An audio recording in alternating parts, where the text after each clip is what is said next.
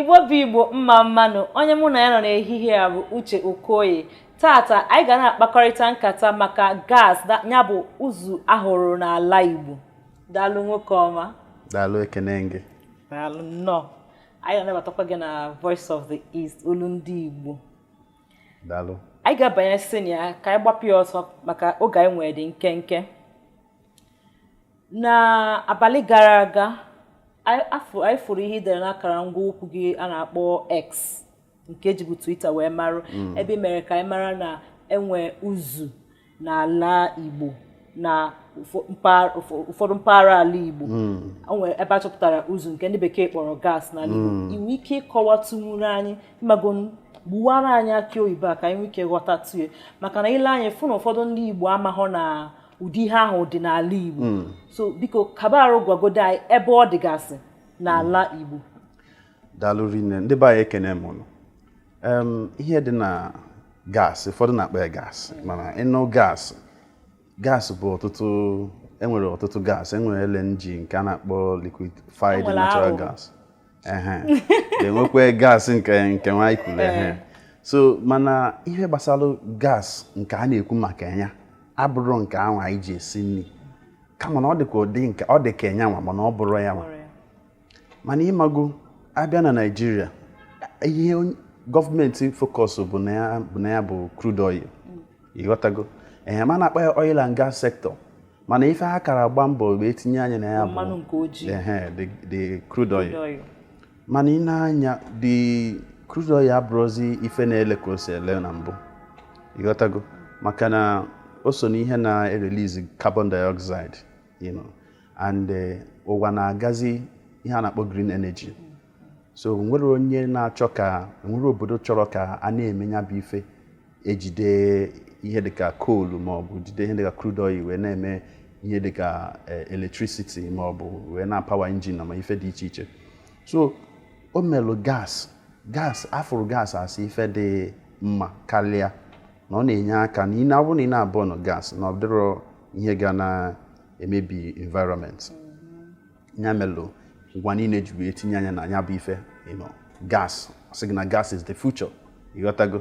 And abịa na Naịjirịa enweniwe ka mbe gị nke ya bụ na gas nke anyị na-ekwu okwu ya abụghọ nke mana enwe nke na-adịghọ mma.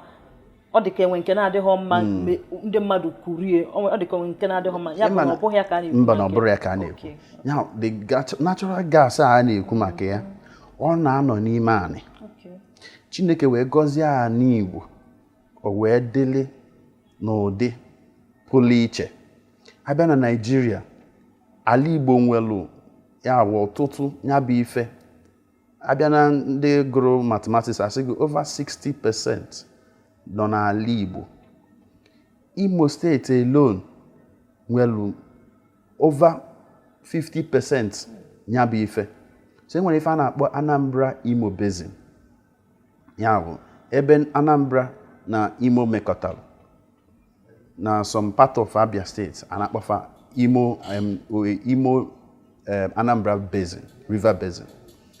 Ya bụ ebe niile anwa nwelu nnukwurunu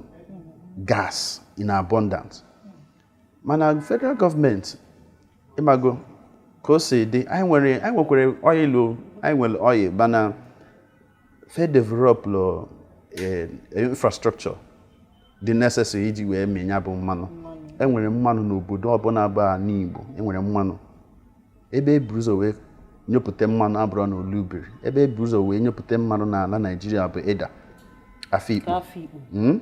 So ihe ahụ gosiri that na anyị nwelụ mmanụ rinne mana federal gọọmenti nke faji bụrụ federal gọọmenti wee na-agba ya nkọnkọ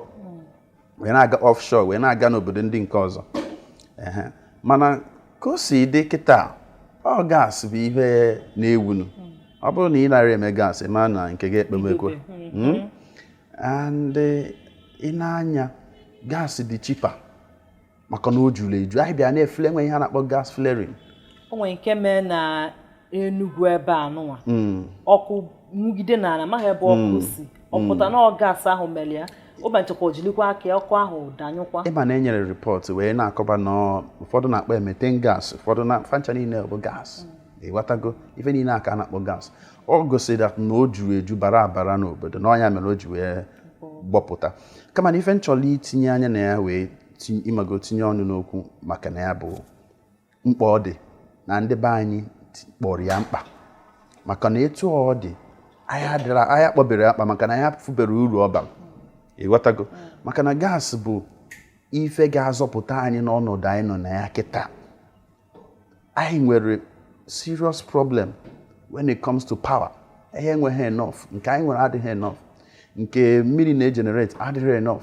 anyị anaghịzi eyuzukwu coal anyị enweghị teknọlọji ime radioactive kedu ife a na-akpọ ya nuclear energy anyị enwere all these things so ha ya mere o ji abụ NEPA ndị PHCN maọbụ NEPA nke ọbụla ịkpọrọfa fadro stable and they had enough power companies ịghọtago mana abịa na Nigeria mana ngọrị a na-aghọrị anyị bụ ndị Igbo dịbara gboo mana ọnya na-aghọrị kwesịrị ịtụ onwe ya mbọ gwa onwe ya eziokwu si ya so onwe ya lekwa ife ọ ga-eme ịghọtago mgbe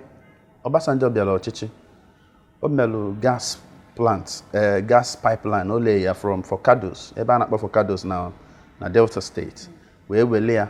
gaba na Ogun State so nya mere o ji bụrụ ịga na Ogun State especially ebe a na-akpọ Agbara ifo mago company abụ company na-emepụtasị ife eje site si ebe ahụ maka gịnị fa nwere gas na supply for energy maka na company ọbụla na-alụ na Nigeria na-achọ energy ọ bụrụ na inwe ha energy nwere ife ị ga-emepụ so n'ọya bụ ife anyị enwero n'ala Igbo nwa enwere ya bụ surplus gas enweghị pipe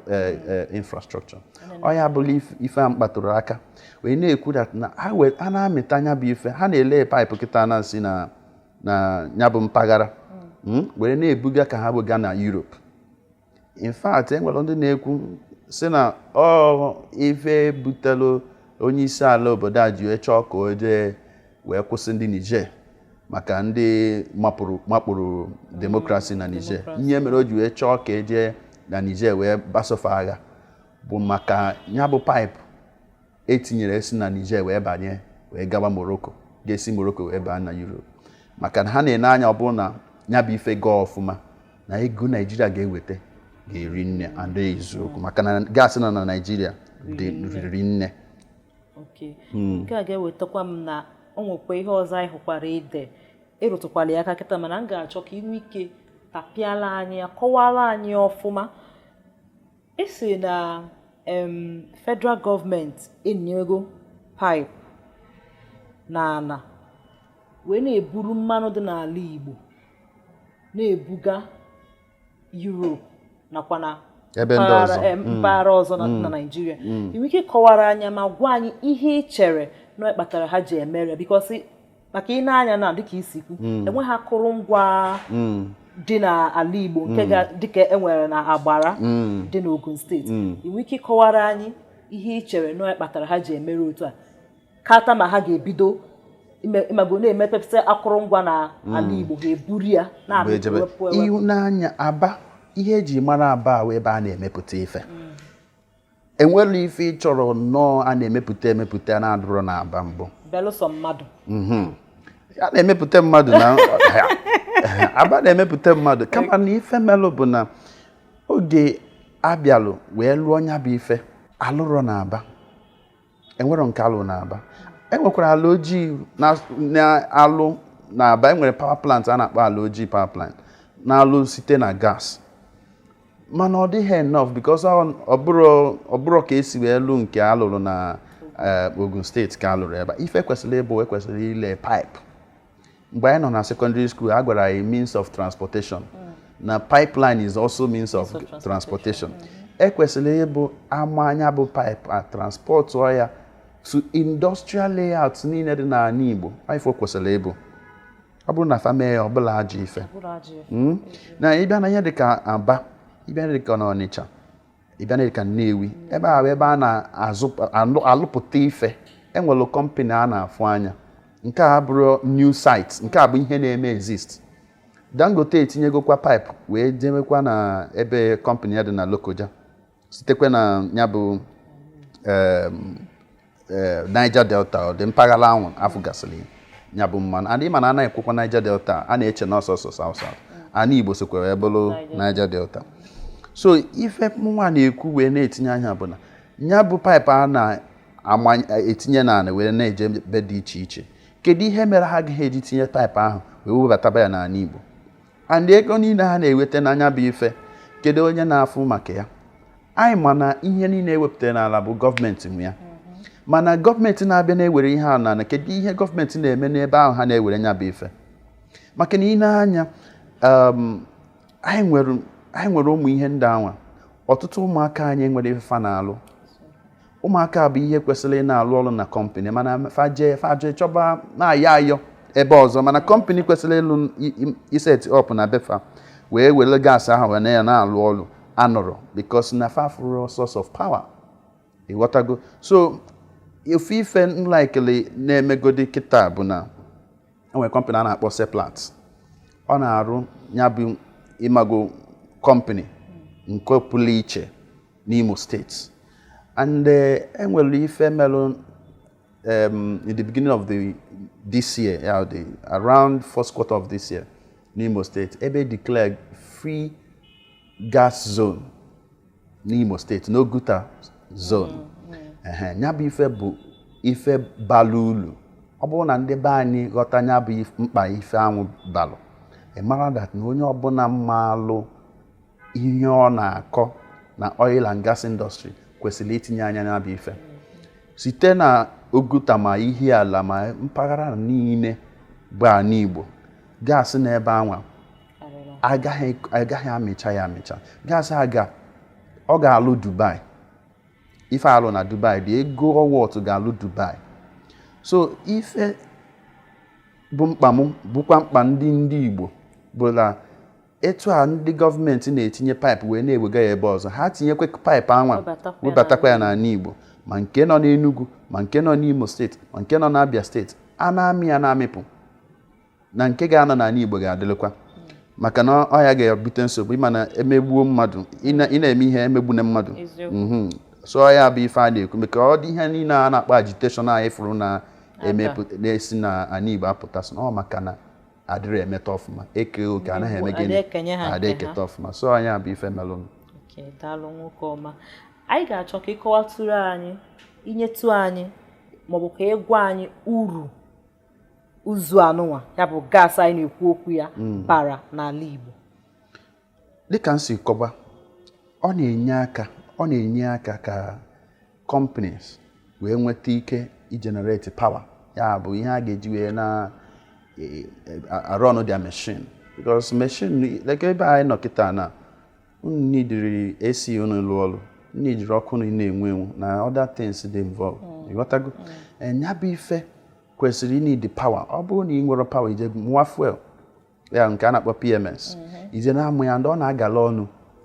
gas dị cheaper and ọ bụrụ na ị na-ama gas the environment agaghị dị polluted ịghọtago and anyị nwere in abundance ịghọta ihe a bụ ihe anyị nwere n'ụkwụ anyị kedu ihe anyị ga-eji wee rapụ ihe anyị nwere n'ụkwụ anyị je na-achọ ihe kụrụ n'elu maka na ihe gbasara PMS ya fuel ihe ndị be anyị ji mara eji fuel wee malụ bụ na ọ na-agba amịta ya n'anị gọọmenti ebupụ ya elesi ya ndị obodo ọzọ farifine chaa ya ebuchiatala anyị anya ego ya n'ọnụ nnukwuru nnu ịghọtago so ya bụ ihe na-enye anyị nsogbu mana ọ bụrụ na gas gọọmenti tinyere anya na ya kama na ihe na suspect enwere ike I may be wrong mana even na suspect bụ that na gọọmenti achọrọ idevelop gas infrastructure maka na o nwere ike irutu anyị mana o ji ha na ịghọtago enwere ozi ebe ha ga-eje ha agaghị aga igwe ha ma nga azụ until ha develop onye bụ ife maka na imere ya imami ya bụ gas so ya bụ ife nchọrọ ịgwa ndị be anyị bụ na ha tinye anya na ya ọ bụ ihe dị mkpa ọ dị oke mkpa na ha ga-etinye anya enwere chain enwere na-akpọ value chain enwere value chain dị na ya ọ riri nne bara abara ọ bụrụ ọsọsọ ịzụ afịa kafa ga na-etinye anya mụakwụ onye na-afụ ana m ene anya ana m na ya ana m n'ime ana m etinye anya mama ama ihe a na-akọ mama ama ihe a na-akọ m na-etinye anya na ya ịghọtago ọ bụrụ iwu na ị ga-agụ petrochemical ịghọtago before gị tinye anya na ehe so ihe nchọrọ ka ndị be anyị malụ bụ na ihe a bụ ihe bụ nke anyị kwesịrị iketa oke na ya ka anyị chakee ọfụma wee tinye isi na ya. Ụmụ Igbo na-anụla ya oke anaghị eri ihe onye mụọ anya ya mere mmepee na anya ụlọ ọfụma otu a nsi bọọ esịcha nke m gụrụ nwee ike tinye anya n'ihe gbasara uzu a na-akpọ gas ya dị mma. Ajụjụ ikpeazụ m ga-ajụ gị bụ ịma anyị na-emekwa ya ọ dịka gasị mana ị nwee ike ịgwanwu anyị ị chere na ndị ndu anyị ya bụ ndị ndu ndị ala Igbo a 5 Eastern Governors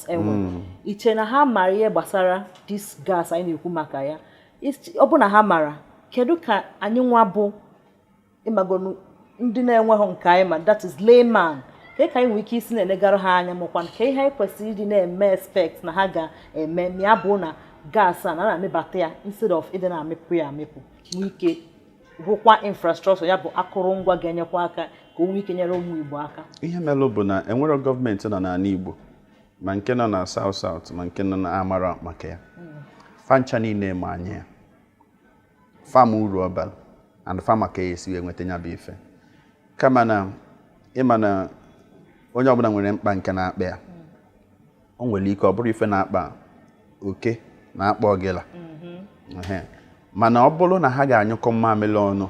wee sị na nya bụ ife na a ga-achọ ka a ga-esi were mee ya ka o rute okeke o rute Okafọ ha ga-emenwu ya ịghọtago. And ihe ọzọ m na-achọkwa imago itinye na nya bụ ife bụ enwere ọtụtụ projekti ndị gọvanọs nọ n'ala Igbo jigasị enwere ihe a na-akpọ capital project ya nnukwu ọkpụrụkpụ ego ha na-enegebe anya ụfọdụ na-enegebe mfe ndị anya maka uru ọ ga-abalụ fa ụfọdụ na-enegara ụfọdụ ndị anya maka uru ọ ga-abalụ obodo ịghọtago ma amara n'obi fa amara m ife fa na-eche mana ka m si eche m na-eche na fa ada echekọta echiche ọnụ maka na mgbe gọvanọ Imo steeti na-emenya bụ ife afụke nwere m gọvanọ ndị ọzọ mgbe a na-edeclare Oguta region that zone a free gas zone afụke nwere m gọvanọ ndị ọzọ and enwere ife mfugolo fakwu maka nya bụ ife a bụ ife onye ọbụla bụ ọrụ onwe ya gọvanọ ma leaders of South East kwesịrị itikọta irrespective of their party differences tinyekọta aka ọnụ si nya bụ ife ga-abụ ife ga-abalị uru ịghọtago maka na gidigidi bụ ugwu eze ọ bụrụ na onye ọbụla tikanye aka ịma na ọ ga-aga n'iru so ife na-enegala anya bụ na ndị be anyị ji ego na-achụ ego na ndị na-achị anyị ndị ndu anyị ga-anọkọ ọnụ. Ahịzechukwu na ha nwere summit na-abịa so na akpọrọ ya South East Economic Forum ya bụ nnọkọ ka m na-eche na ụmụ ife dị anya bụ ife ha ga na-etinyekọ aka ọnụ malụ ka a ga na-ese enwere ihe dịka Enyimba City Enyimba City project bụ nnukwute project ọ bụrụ na a na-eme ya bụ Enyimba City gas ga-adịkwa involved ịghọtago maka na gas na anyị nwere na abundance so ọ bụrụ na anyị na-anya project niile anyị nwegasị enwere Millennium City enwere Lion Business Park enwere a lot of projects dịgasị n'ala Igbo ndị gọvanọ na pilot so ife ndị a niile bụ ife na-eche n'echiche m kem fa ga-anọkọ ọnụ wee kpaa anya bụ nkata ka a ga-esi wee mee nya bụ gas ka ọ bụrụ ife anyị ga-erite ulu ya ịghọtago maka na nke oil agafewego nwere ọzọ oil is now becoming